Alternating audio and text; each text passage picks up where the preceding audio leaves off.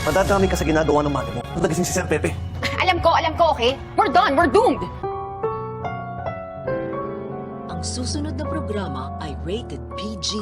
Ito ay nangangailangan ng patnubay at gabay ng magulang para sa mga batang manunood.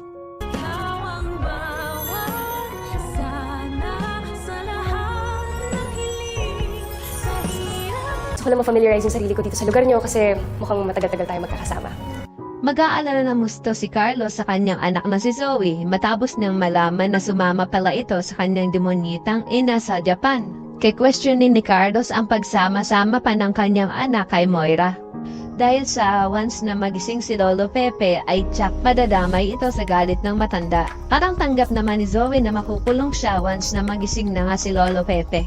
Kaya naman salit na magmukmuk siya mas ini-enjoy niya na lang ang mga huling araw niya sa labas. Sa kabilang banda, sa unang araw naman ng trabaho ni Justin sa kanyang work bilang HR sa Apex, ay ipapamiliarize niya na ang lugar sa pamamagitan ng paggagala-gala sa loob ng buong Apex Hospital. At mukhang patitikimin niya ng kanyang tunay na ugali sila Nurse Evan at Karen sa pamamagitan ng pagbaksak sa kanilang mga gamit. At padadamputin niya ito sa dalawa. Ikatataas naman ito ng kilay na mag-best friend na nurse at feeling nga ng dalawa na mas pinapatunayan lang ni Justin na mas masawal pa siya kay Zoe. Sa kabilang banda, mukhang sa hinaba-haba ng pagpabebe nitong si Doc Carlos ay mukhang papayagan niya na din si Annalyn na sumama sa Japan.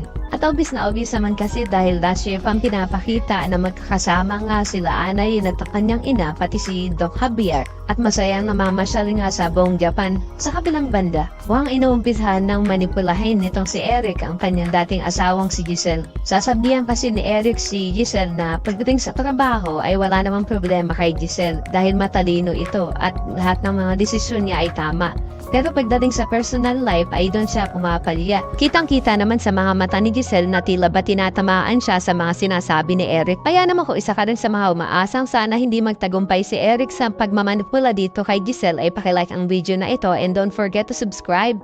Thanks for watching and see you on our next episodes. Bye-bye!